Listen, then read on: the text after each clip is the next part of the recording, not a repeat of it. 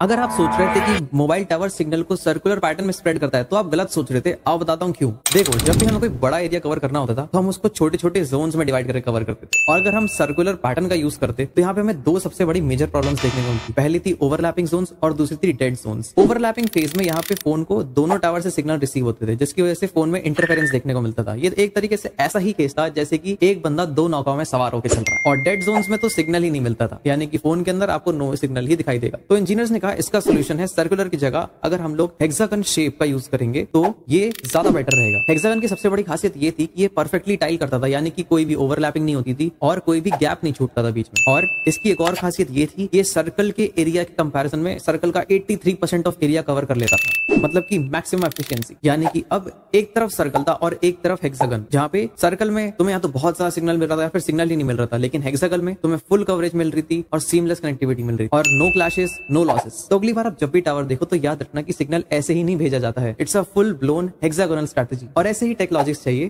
तो सब्सक्राइब कर लो।